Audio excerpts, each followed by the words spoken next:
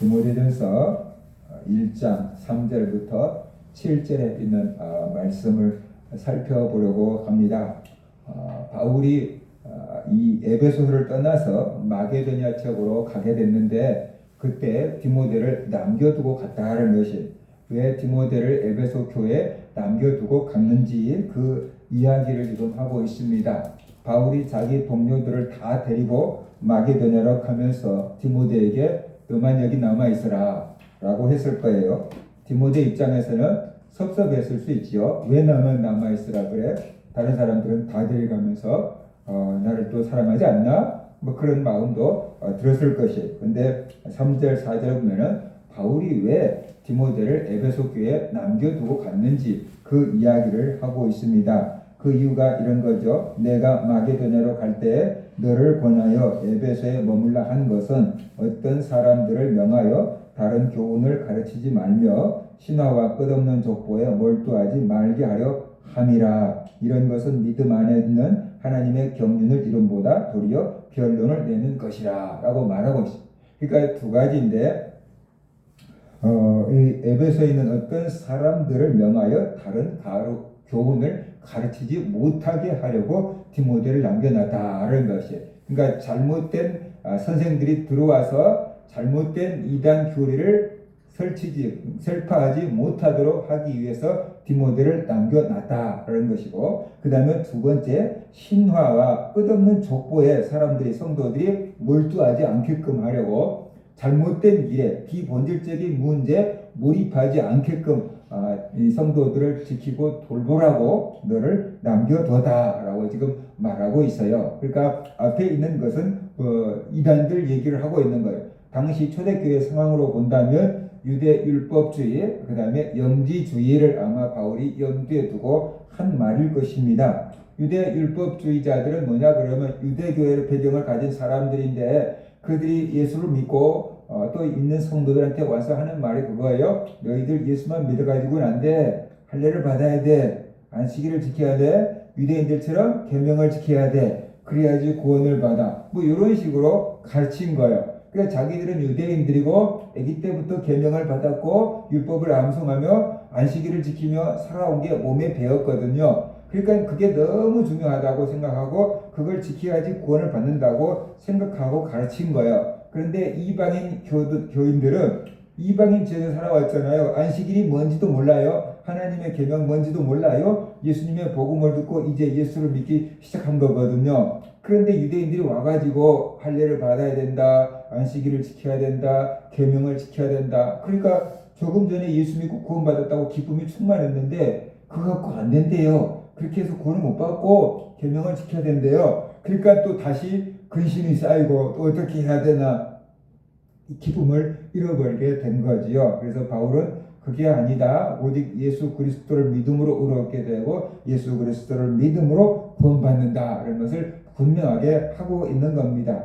이 싸움이 지금까지 2000년이 지난 지금까지도 계속되고 있는데 사도들이 벌써 예루살렘 공회에서 사도들이 처음으로 공적인 회의를 열어서 예수를 믿음으로 의로워진다라고 결정을 내려준 거예요. 그럼에도 불구하고 2000년 동안 우리가 착하게 살아야 된다는 이것이 없어지지 않고 율법을 지켜야 된다는 게 없어지지 않냐고 계속해서 머리를 디밀고 올라오고 있는 상황이다는 것을 우리가 알아야 돼요.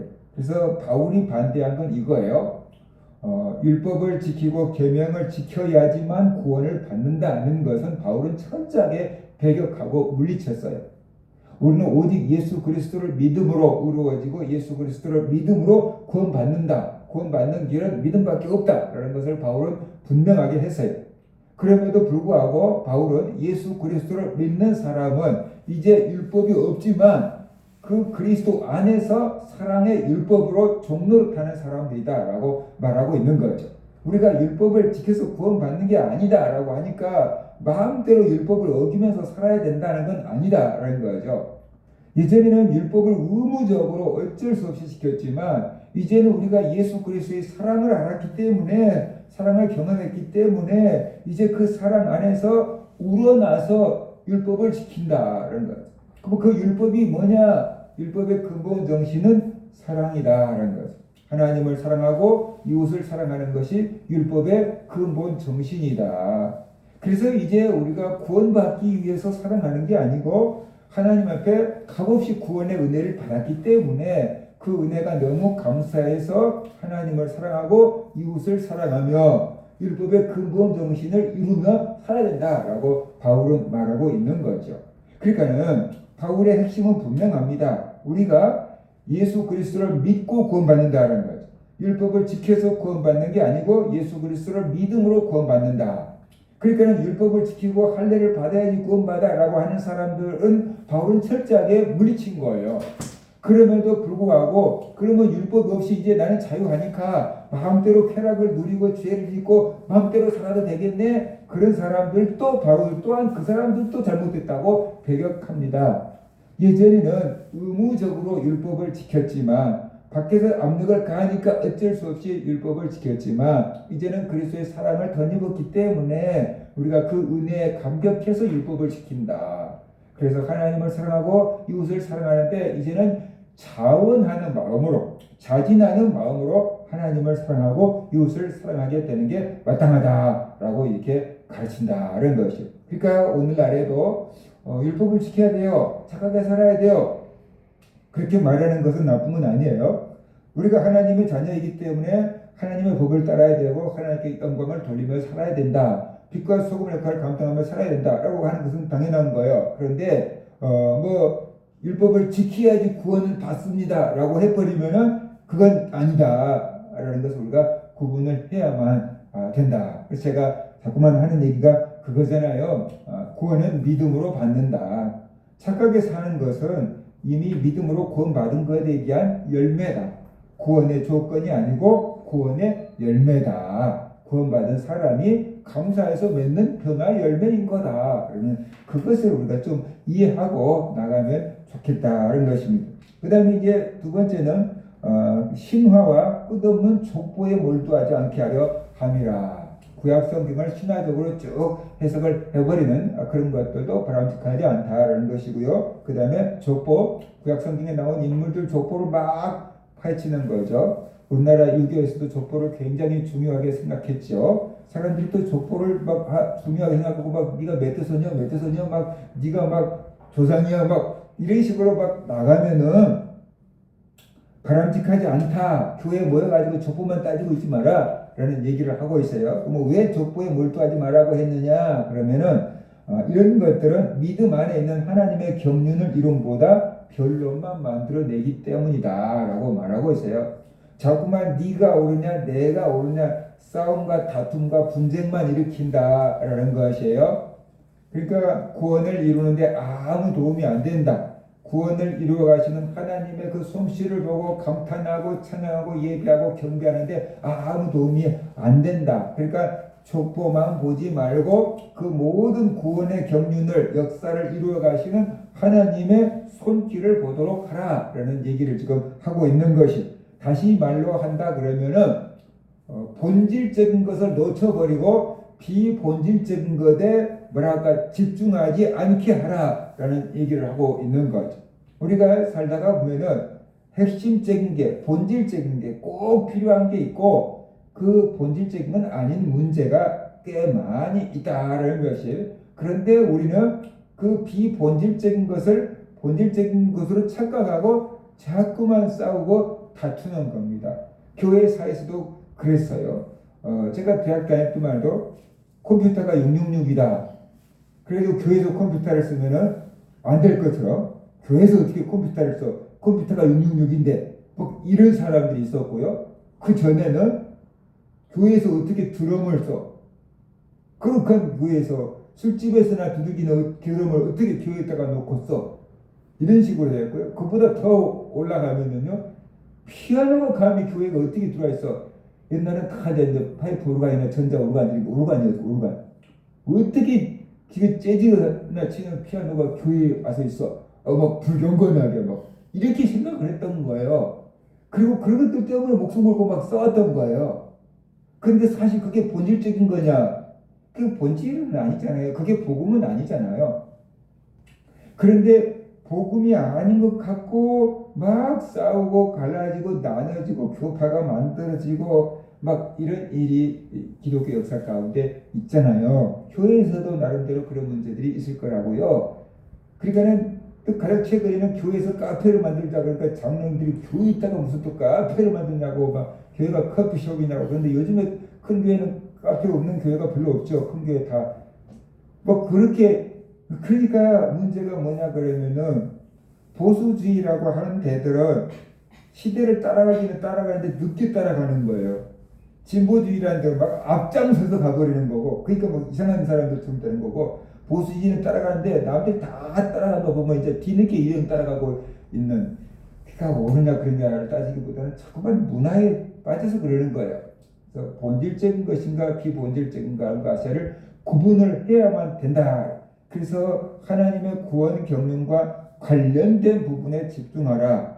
영혼 구원과 관련된 것에 집중하라. 영혼 구원과 관련 없는 것 같고 너무 막 아웅다웅 막 목숨 걸고 싸울 일은 아닌 거다라는 것이에요. 중식을 먹습니까? 그리고 목사님이 있더라고요. 중식을 또 안 먹으니까 교회에서 어떻게 중식을 안 먹어요? 막 그런 장면들이 있어가지고 없애지도 못하고 계속 중식을 먹는데요.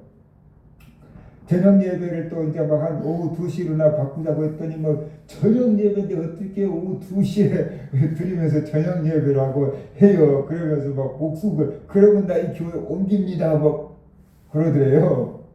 저녁 예배라 그래갖고 꼭 저녁 7시에 드린다 그러면 오후 2시에 드리면 오후 예배라고 바꿔버리면 되는데 이름을. 근데 저녁 예배 드리지 않고 오후 예배를 드리면 나 이 교회 옮겨버립니다. 그렇게 하는 장면들도 있고 막 그런다는 거예요. 예배 시간이 딱 정해져 있는 게 아니거든요. 주의를 지키는 것이지 예배 시간이 큰 교회에서는 보세요. 막 1부부터 5부까지 막 예배가 막 있잖아요. 그죠? 그런데 이제 내가 쭉 지금까지 그렇게 11시 예배, 뭐 오후 7시 반 이렇게 막 해왔기 때문에 그것이 뭐 법인 줄 알고 착각을 하는 거죠. 그때 당시에 성도들이 모이기에 제일로 편하고 좋은 시간 뭐 이런 식으로 정했을 건데 이제 상황이 바뀌고 환경이 바뀌면은 좀 바꿀 수 있구나라는 융통성이 있어야 되는데 이게 법인 줄 알기 때문에 못 바꾸는 거죠. 이게 법인 줄 알기 때문에. 그래서 융통성이 없으면은 본인은 좋은데 다른 사람들은 되게 이제 힘들게 하는 경우가 많지요. 그래서 바울이 여기서 지금 얘기하고 있는 거예요. 이런 것들은 믿음 안에 있는 하나님의 경륜을 이름보다 도리어 변론을 내는 것이다. 본질적인 것에 집중해야지 비본질적인 것에 집중하지 마라라는 거죠. 근데 이제 그렇게 막 비본질적인 걸 갖고 목숨 걸고 싸우시는 분들을 보면은 뭐가 핵심인지를 모르는 거예요. 복음이 뭔지를 모르고 본질이 뭔지를 모르고 우리가 지켜야 될 보수가 무엇인지를 모르는 거예요. 그러니까 아무거나 다 보수, 모든 것이 다 보수. 지금까지 알고 있는 자기가 알고 있는 게 다 전부 옳은 줄로 착각을 하는 것이에요. 그래서 그런 착각에서 좀 우리가 벗어나면 좋겠다는 것이. 5절에서 바울이 말합니다. 이 교훈의 목적은 청결한 마음과 선한 양심과 거짓 없는 믿음에서 나오는 사랑이거늘 사람들이 이에서 벗어나 헛된 말에 빠져라고 이렇게 말하고 있어요. 이 교훈이라는 것은 뭐냐 그러면 복음이에요. 복음. 바울이 가르치는 이 복음. 이 복음이 이 교훈인데 바울이 복음을 가르치는 목적은 뭐냐 그러면은 청결한 마음과 선한 양심과 거짓 없는 믿음에서 나온 사랑이다라고 말했어요. 그러니까 바울이 복음을 전하는 이 목적은 사랑의 사람이 되게끔 하기 위함이라는 거예요. 근데 그 사랑이 사랑하는 척 하는 사랑이 아니고 청결한 마음에서 나온 사랑, 선한 양심에서 나온 사랑, 거짓 없는 믿음에서 나온 사랑, 다시 말해서 참 사랑, 진짜 사랑의 사랑으로 바꾸려고 복음을 전하는 거다. 그 얘기를 하고 있는 거죠. 너 사랑해, 사랑해, 사랑 안 하면 가둬버릴 거야. 벌금은 물을 거야. 그러면 사람들이 사랑하는 척 할 수 있어요. 그렇지만 그거 진짜 사랑입니까? 그건 아니거든요. 너 나 사랑해야 돼. 그래야지 유산을 많이 물려줘. 그러니까 사랑하는 척 할 수 있어요. 그러면 그거 진짜 사랑입니까? 그건 사랑 아니거든요. 부모님의 사랑을 알아야 되는 거예요.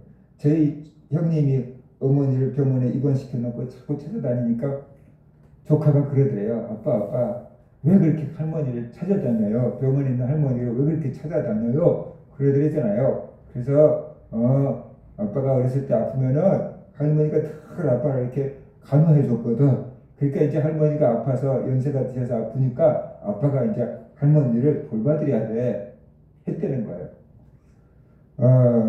철이 철이 들면은 우러나서 사랑을 하게 되지. 철이 들면. 그 여자분들은 아기를 낳고 엄마 사랑을 알게 된다 그러잖아요. 그죠? 그래서 철이 들면 우리 엄마도 나를 힘들게 낳으셨겠구나. 엄마한테 잘해드려야지. 그런 마음이 드는 거죠. 그러면 저는 한마디라도 해서 엄마 고마워요. 그 말 한마디라도 어떻게 돼요? 우러나서 하는 거예요. 그게 사랑이라는 거죠. 그러니까 하나님의 큰 사랑을 우리가 깨달으면 우리도 그 사랑에 감동이 돼서 하나님을 사랑하고 이웃을 사랑할 수 있는 그런 사람으로 바꾸려고 복음을 전하는 거다라고 지금 바울은 말하고 있는 거예요. 그런데 사람들은 이 바울의 의도, 하나님의 의도, 목적을 알지 못한 채 이 의도에서 벗어나 버렸다는 거예요. 벗어나 버렸다. 뭔가 복음을 전해서 사랑의 열매를 맺게 하려고 하는데 여기서 벗어나 버렸다. 그 의도가 다르게 복음을 전한다는 거죠. 의도가 다른 의도를 가지고 복음을 전해요. 그러면 어떻게 됐는가? 율법의 선생이 되려 하나 자기가 말하는 것이나 자기의 확증하는 것도 깨닫지 못하는도다. 그러니까 바울이 이 교훈을 전하고 이 바울이 이 복음을 전한 의도는 성도들이 하나님의 은혜와 사랑을 깨달아서 성도들이 하나님을 사랑하고 이웃을 사랑하는 사람으로 바뀌기를 바라는 마음으로 복음을 전한 거예요. 그런데 몇몇 사람들은 율법의 선생이 되려고 복음을 전한다. 자기가 다른 사람한테 선생이 되고 싶어서 알지도 못하면서 자꾸 아는 척한다는 뜻이에요. 그러니까 우리나라에서는 알죠. 제가 어렸을 때만 해도 선생님들은 참 존경받고 대단한 사람들이었어요. 그래서 임금님과 부모님과 선생님의 그림자는 밥 주도 마라. 요즘에 선생님들은 애들한테 맡고 있는 선생님들이니까 교권이 땅에 떨어져 있는 경우가 많죠. 근데 유대인들은 선생 랍비하면 굉장히 존경을 받는 사람이었어요. 유대인들이 아주 랍비를 존경을 했단 말이에요. 그러니까 유대인들이 선생님이 되고 싶었을 거 아니에요.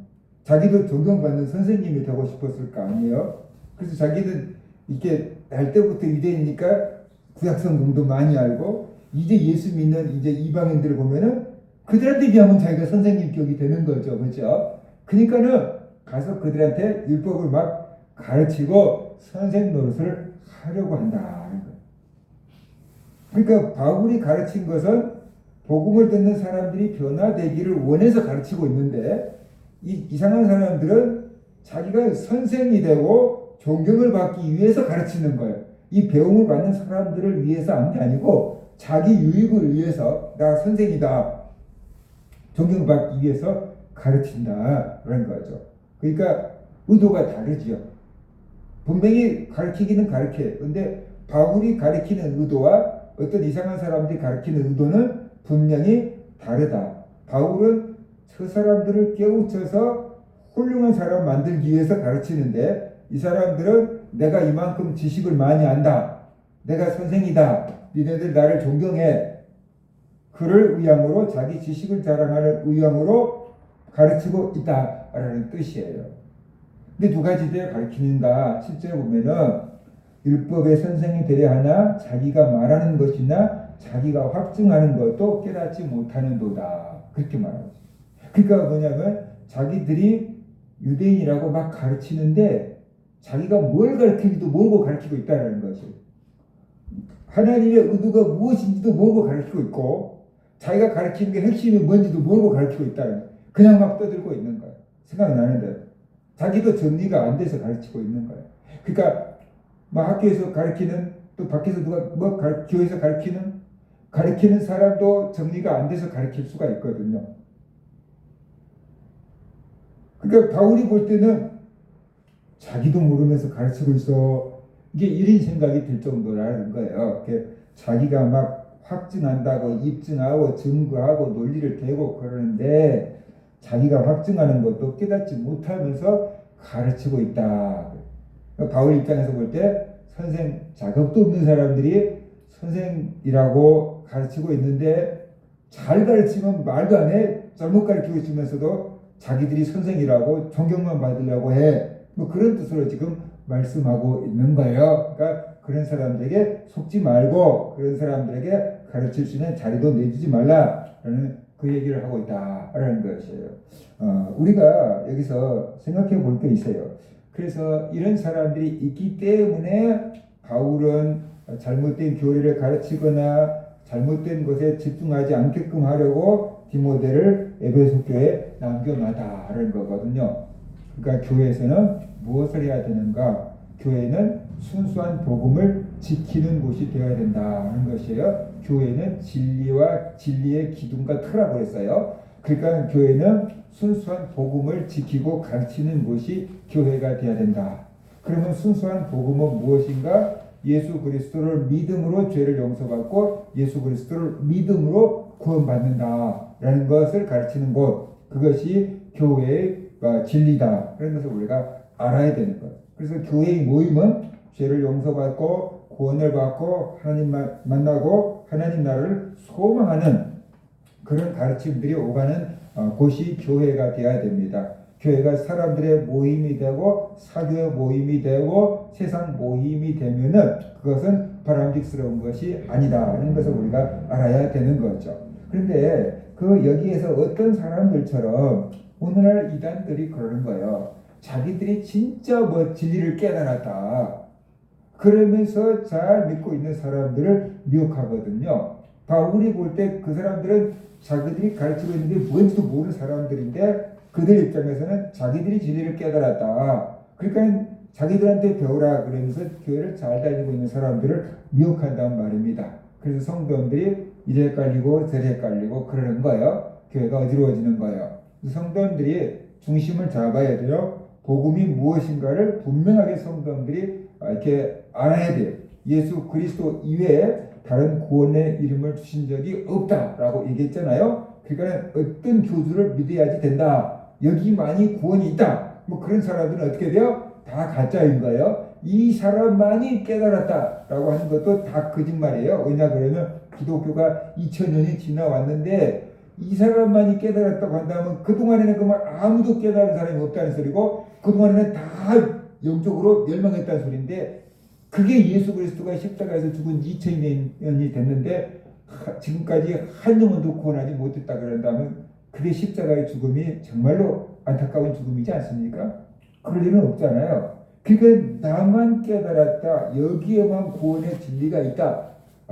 여기 와야지만 구원을 받는다.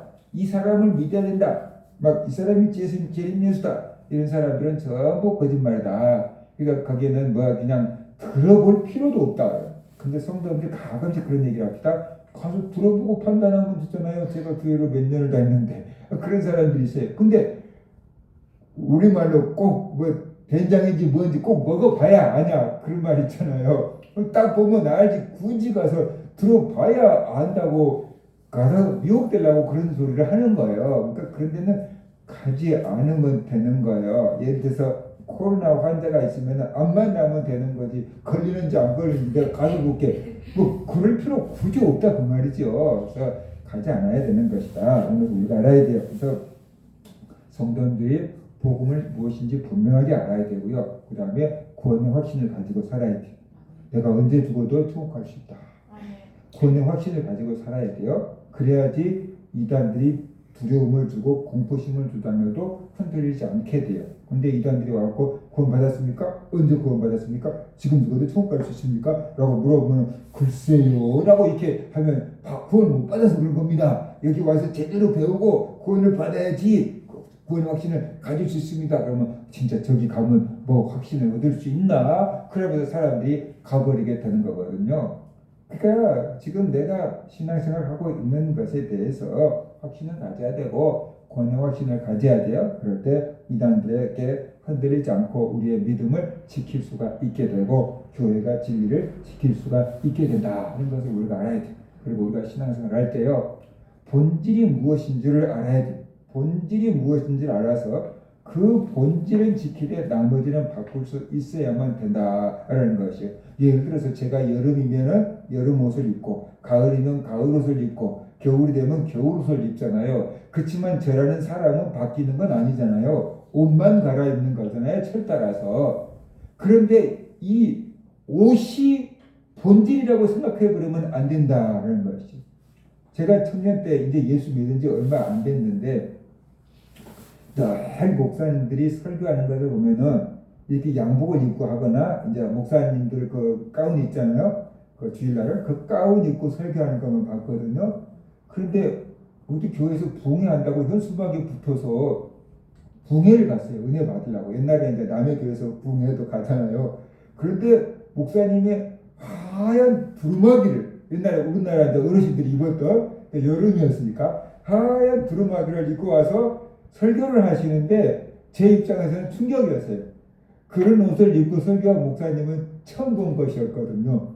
저것도 이단 아니요? 라는 그런 생각이 드는 거예요. 그래서 또 뭔 잘못된 소리를 하는가 보자라고 이렇게 잔뜩 경계심을 갖고 예배를 드리니까 은혜를 받지 못하고 끝나고 왔어요. 그러니까 그게 양복이 정식인 줄로 착각을 하니까 그런 거잖아요. 본질이 무엇인지 비본질적인 게 뭔지 구분을 못하니까 그런 생각을 하게 된 거잖아요. 어리니까 그런 거잖아요. 오늘날도 성도님들이 본질이 무엇인지 핵심이 무엇인지 그 다음에 이래도 괜찮고 저래도 괜찮은 것이 무엇인지를 좀 구분하고 신앙생활을 한다고 한다면 아무것도 아닌 것 때문에 성도들을 정죄하거나 판단하거나 비판하거나 상처 주지 않게 될 거다라는 거죠. 저 사람은 머리 모양이 왜 저래? 막 그런 거 있잖아요. 그렇죠? 제가 대학교 다닐 때 큰 교회를 어떻게 예배드린가 보자 하고 큰 교회를 다른 전도사하고 같이 이제 돌아다녀 본 적이 있는데 강남에 있는 큰 교회가 있는데 아주 더운 여름이었는데 어떤 여자분이 새카만 모자에다가 짧은 옷을 입었는데 여기까지 오는 장갑에다가 짧은 치마에다가 또 여기까지 오르는 겨울에 입는 부츠 있잖아요. 그 부츠 그 가죽으로 있는 그 부츠를 신고 요만한 핸드백 가방을 들고 이렇게 찌끗찌끗찌끗 걸어가는데 뭔 여름에 저렇게 옷을 아니 더우면은 짧게 입든지 짧게 막 입은 것이 이상하면 제대로 입든지 무슨 짧게 입다가 부츠에다가 장갑도 요만하다가 하여튼 또 어디체가 그러니까 좀 이상했어요. 근데 자기들은 최고가는 패션을 자랑한다고 하고 왔을 거 아니에요. 근데 그런 문화에 우리가 턱턱 걸릴 수 있더라고요. 그래 걸리면은 이게 복음을 받아들이는데 좀 문제가 생겨요. 자, 저것이 꼭 중요한 건 아니지. 마음이 중요한 거. 어떤 마음을 가지고 예배 드리러 왔는지 그 마음이 중요한 것이지 뭐 꼭 옷이 그렇게 중요한 건 아니잖아요. 그래서 중요한 건 마음이지 중요한 건 믿음이지 복음의 본질은 예수님을 통한 구원이지 라고 우리가 좀 안다면 다른 것을 가지고 비판하거나 정죄하거나 상처 주는 일이 좀 줄어들 것이다. 그래서 끝까지 순수한 복음을 지키며 살아가는 그런 성도들 되시기를 주의 이름으로 축원합니다. 아멘.